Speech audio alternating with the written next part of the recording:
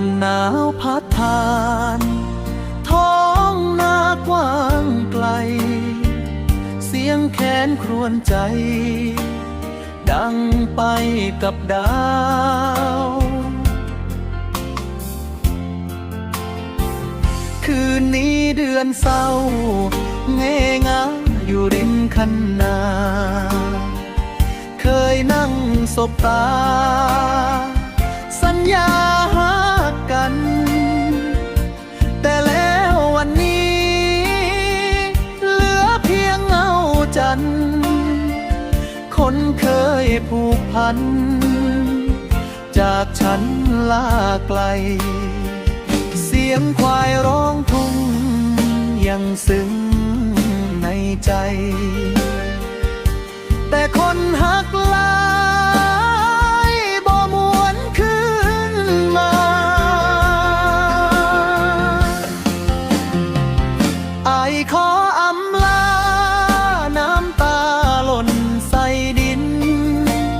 หากที่เคยได้ยิน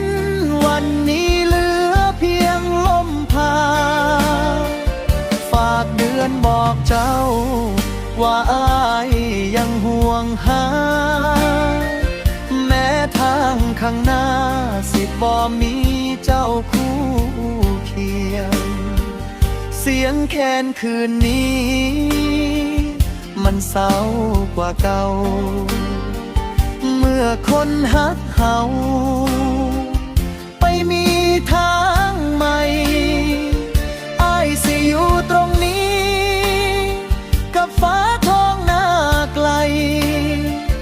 เก็บคำอาลัยไว้กับสายลม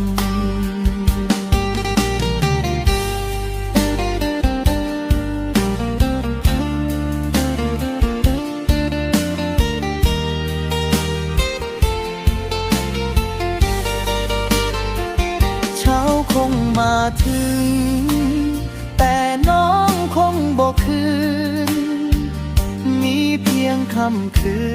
นยืนมองดาวพราวเสียงไก่ขันเช้ายังเหงาดังราวหัวใจอ้ายหนาวตั้งแต่น้องลาอ้ายขออำลาน้ำตาหล่นใส่ดินหากที่เคยได้ยินวันนี้เหลือเพียงลมพาฝากเดือนบอกเจ้าว่าอายยังห่วงหาแม้ทางข้างหน้าสิบ่มีเจ้าคู่เคียงหากชาติหน้ามีขอให้เฮาพ้อกันบ่มีวันจากลา